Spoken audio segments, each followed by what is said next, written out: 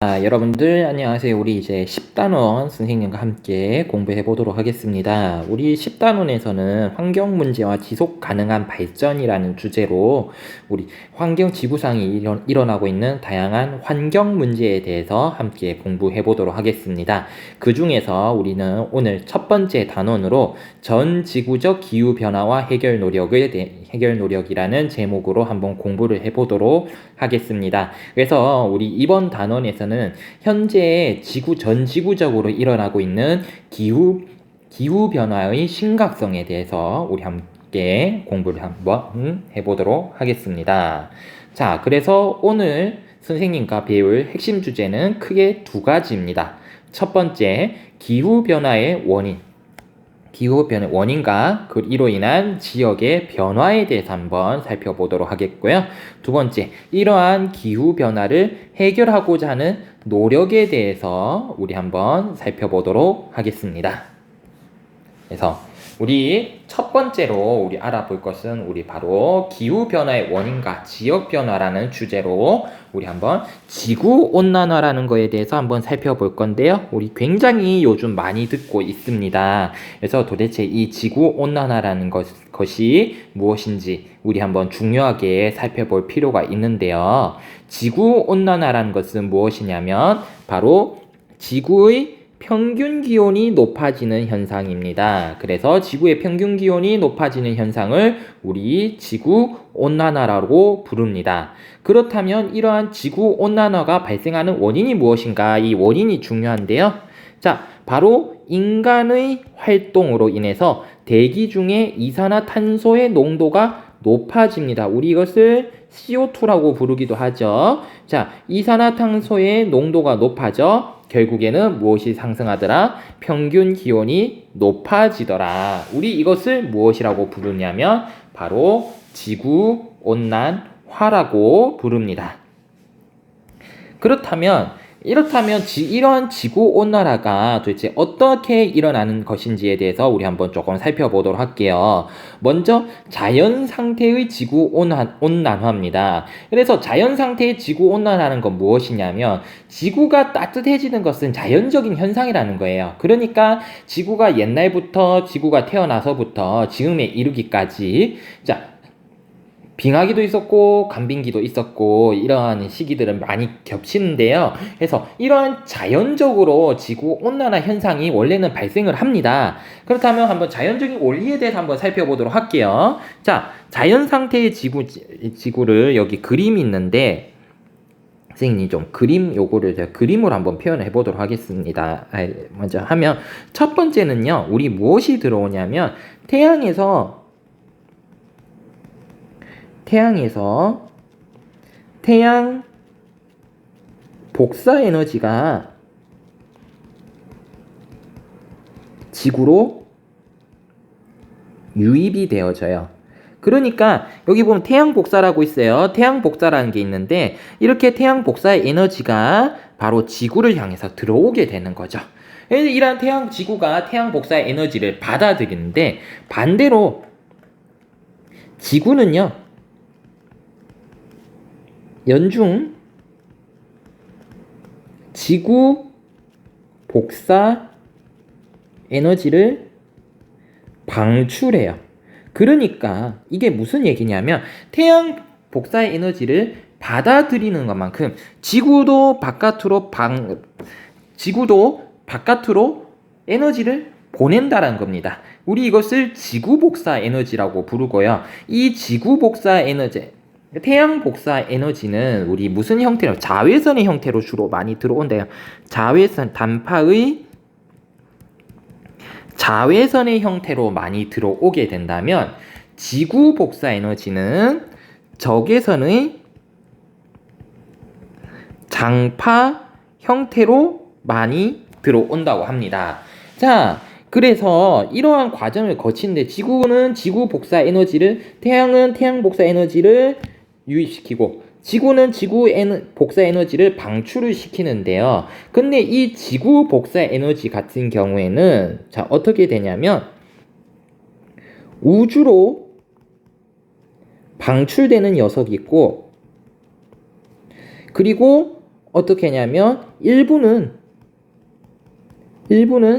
지구로 되돌아오게 됩니다. 이 지구로 되돌아오는 녀석들 때문에 무엇이 대기권에 막혀서, 그러니까 이때 어떻게 막히냐면 대기권에 막혀가지고 지구로 되돌아오게 돼요. 그래서 일부는 이것들이 이러한 지구로 되돌아온 이 에너지로 인해서 우리 무슨 효과가 발생을 하냐면 바로 온실 효과가 발생을 하게 돼요. 그래서 이러한 지구 복사 에너지와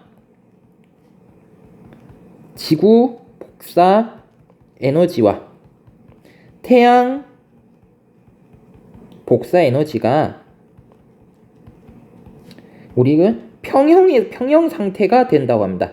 평형 상태를 이루고 있기 때문에 지구의 기온이 유지가 되고 있는 겁니다. 그래서 선생님은 모든 과정을 굉장히 긴 과정을 굉장히 압축시켜서 설명을 했는데요.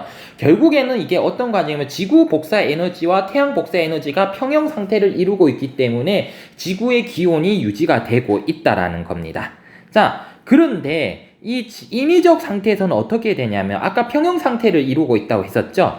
그럼 인위적 상태에서는 어떻게 되냐면 자, 요런 것들이 늘어나게 돼요. 농업 축산 폐기물, 요 메탄이라고 불리는 거고요. 산업 공정에서의 이산화탄소와 이산화질소, 뭐 에어컨 냉매, 비료, 에너지 사용으로 인해 가지고 어떻게 되냐면 첫 번째, 인간 활동으로 인해서 그래서 온실가스가 배출이 됩니다. 근데 이 온실가스들이 어떻게 하냐면 어떤 역할을 하냐면 이 온실가스들이 바로 대기 중에서 이 온실가스들이 바로 지구 복사 에너지가 우주로 방출되는 것을 차단을 시켜버린다는 거예요. 그래서 어떻게 되느냐? 만약에 옛날에 자연 상태에서는 예를 들어서 자연 상태에서는 우주로 50이 나가고 다시 지구로 되돌아오는 게 50이었다면 이러한 인위적 활동으로 인해서 우주로 가는 거는 뭐 30만 되고 지구로 돌아온 게 70으로 늘어났다는 거지. 그렇다면 어떻게 되느냐? 그렇죠. 지구로 되돌아오는 지구 복사 에너지가 그렇죠. 증가하게 되었죠.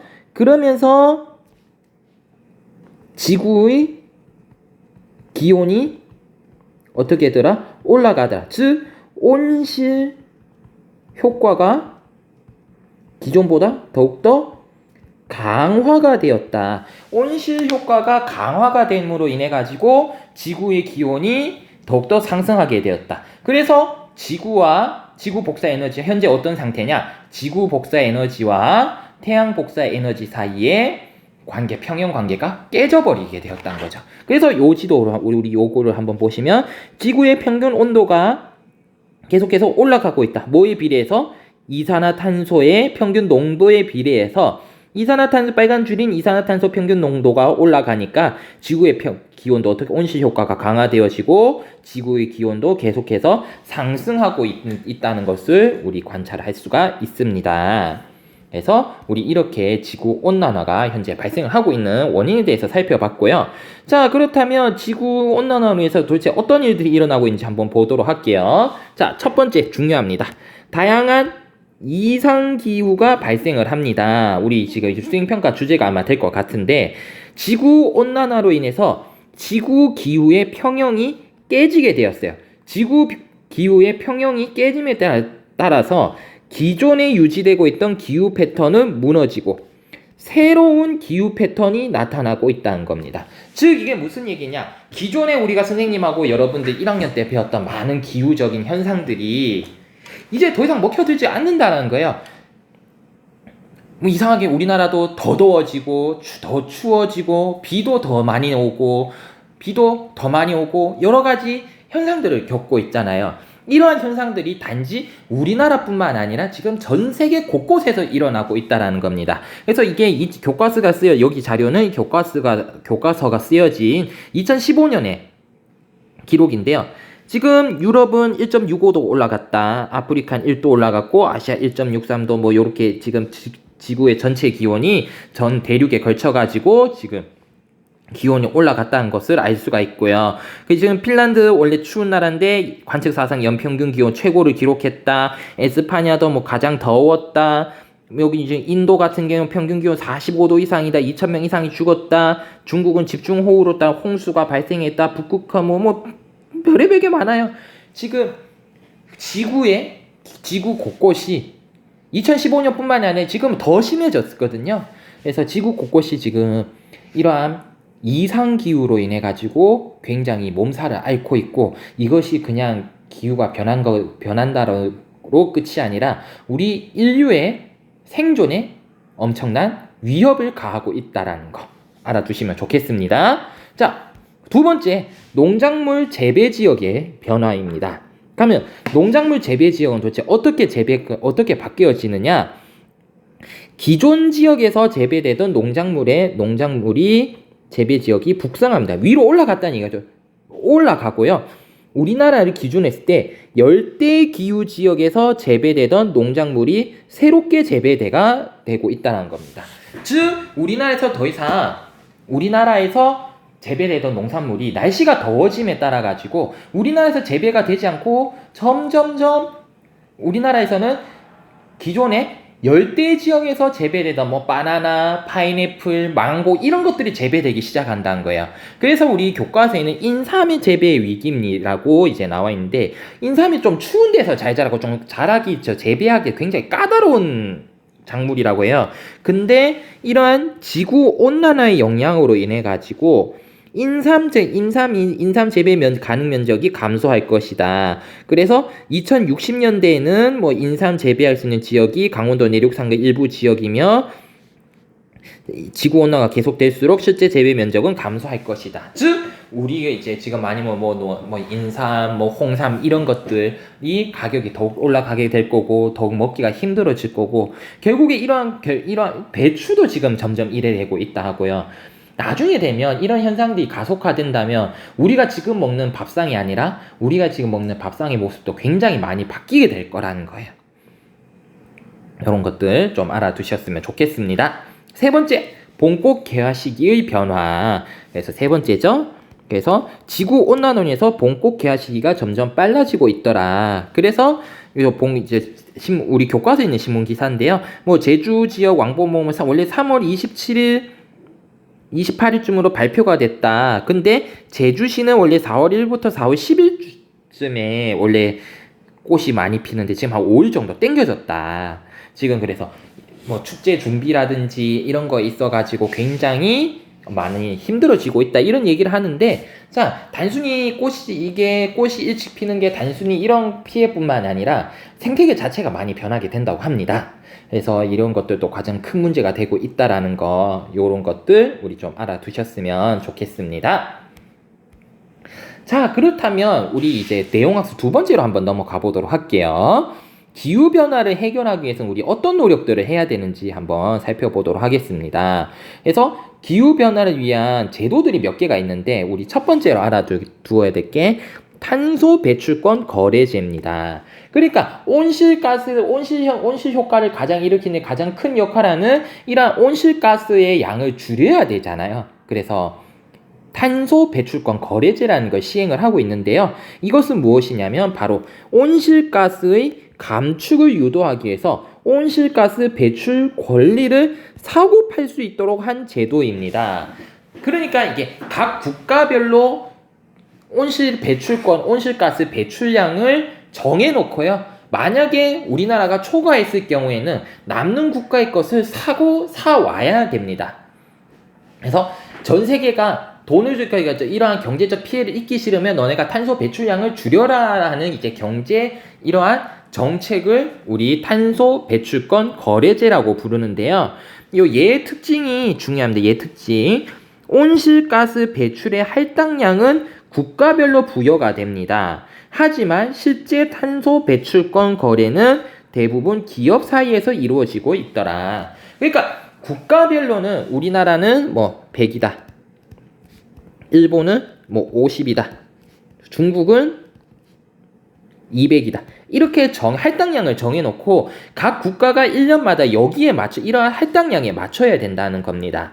그렇다면 뭐 근데 실제 탄소를 배출하는 건 기업이니까 우리 기업이 초과한 것 같아. 근데 어떤 기업은 남는 것 같아. 이거를 어떻게 하냐면 요거를 사고 우리 남는 뭐 배출권을 이 기업에 팔아가지고 할 수 있는 기업 사이에서 거래가 이러한 탄소 배출권의 실제 거래는 이러한 기업 사이에서 이루어진다라는 거 여러분들 알아두셨으면 좋겠고요. 우리나라는 탄소 배출권 거래제의 의무 이행국은 아니에요. 요게 중요하겠죠. 시험 문제 잘 나오겠지. 하지만 자율적으로 설정한 감축 목표를 달성하고자 2015년부터 전국 단위의 배출권 거래제를 도입하고 있다. 그러니까 우리나라는 의무적으로 해야 되는 국가는 아니지만 그래도 환경을 생각해서 이것을 이미 실시는 하고 있다라는 거 여러분들 알아두셨으면 좋겠습니다. 그 다음에 이게 매우 중요합니다. 파리협정 굉장히 중요해요. 자, 이 파리협정에 대해서 우리 좀 살펴보도록 할게요. 파리협정 산업혁명 이전과 비교해서 지구의 평균온도 상승폭을 2도로 제한하자. 그리고 가능한 한 1.5도의 상승폭으로 제한을 하자고 한 게 파리협정입니다. 그러니까 이게 무슨 얘기냐? 탄소 다 줄여서 아예 배출하지 않아서 지구 기온의 상승폭을 최대로 줄이자. 그게 몇 도? 2도면 2도는 무조건 해야 되고 2도는 무조건이고 가능하면 1.5도까지 한번 해보자. 무조건 줄이자. 탄소 배출량을 무조건 줄여서 지구 온난화의 속도를 늦추자. 전 세계가 약속한 게 바로 파리 협정. 뭐 파리 협약, 뭐 파리 기후 협약, 뭐 다양한 명칭이 있습니다. 그래서 우리는 파리 협정으로 기억을 해두도록 합시다. 자, 그렇다면 얘가 중요해요. 파리 협정의 그럼 얘는 왜 중요하나? 선진국과 개발도상국 모두 의무적으로 온실가스 배출량을 줄이기로 한 첫 합의입니다. 그러니까 전 세계가 모여서 지금 지구온난화가 심각하니까 우리 온실가스를 함께 줄여보자라고 전 세계가 모두 약속한 협약이 바로 이 파리협정이라는 겁니다. 그러면 요거 탄소 배출권 거래제가 아니고 파리협정이에요. 선생님 수정 안 해놨네요. 자, 파리협정은 근데 한계가 있습니다. 한계는 감축 목표 자체에 구속력이 없어요. 이게 무슨 얘기냐? 한국도 이만큼 줄여가 아니고 줄여줬으면 좋겠어요. 줄여도 그렇기 때문에 당사국의 자발적 참여가 매우 중요하다. 만약에 지키지 않으면 여기에 대한 페널티를 부여를 할 수가 없다라는 겁니다. 그러니까 지켜도 그만, 안 지켜도 그만인 거예요. 그렇기 때문에 구속력 자체가 없기 때문에 실제적인 이런 것들이 좀 떨어진다라는 비판을 좀 많이 받기도 합니다. 그래서 이 한계점도 우리 좀 알아두셨으면 좋겠고요. 그러면 지구온난화를 해결하기 위해서는 이건 지구온난화 해결은 개인적인 문제가 아니라 바로 지역, 국가, 국제적 차원에서의 노력을 해야만 해결을 할 수가 있겠죠. 그리고 이 지구온난화는 지구촌 대부분 지역에 영향을 미치기 때문에 당연히 국제사회의 광범위한 협력이 필요하다라는 거 우리 이 정도는 뭐 당연히 알아야 될 것 같고요. 근데 이게 아직 선진국과 개발도상국이 서로 간에 이러한 입장이 다릅니다. 선진국 같은 경우 이미 경제 개발되어 있잖아요. 근데 그래서 여기 선진국도 이래야 합니다. 요즘 얘가 선진국의 입장이에요. 우리 교과서에 있는 건데, 교과서 학습지에도 있는 건데, 선진국 입장에서는 개발도상국이 요즘 온실가스 배출이 크게 늘고 있다. 그래서 지구온난화가 심화되고 있으니까 개발도상국 온실가스 감축해라 라고 얘기를 합니다. 하지만 요쪽이 개발도상국이거든요. 개발도상국 입장에서는 아니 지네들이 이때까지 경제개발하면서 온실가스 뿜뿜 해보면서 경제개발 잘해놓고 왜 이제 와가지고 우리 탓을 하냐. 이 얘기예요. 선진국들이 경제개발 발전하는 과정에서 온실가스를 많이 배출했다. 지금 지구온난화는 니네 탓인데 우리가 경제개발 하려고 하는 거 왜 괜히 우리 탓으로 돌려가지고 왜 경제개발 못하게 하냐. 선진국처럼 경제개발을 하는데 의무적으로 감축하는데 어려움이 있다. 지금 요 갈등이 좀 많이 남아 있습니다. 그래서 이러한 갈등을 슬기롭게 해결할 수 있는 방안을 우리 찾는 것도 굉장히 중요할 것 같네요. 그래서 우리 오늘 수업은 여기까지 했고요. 우리 수업 시간에 이어 관련돼 가지고 조금 더 이야기를 깊게 나누어 보도록 하겠습니다. 오늘은 여기까지 하도록 할게요. 수고하셨습니다.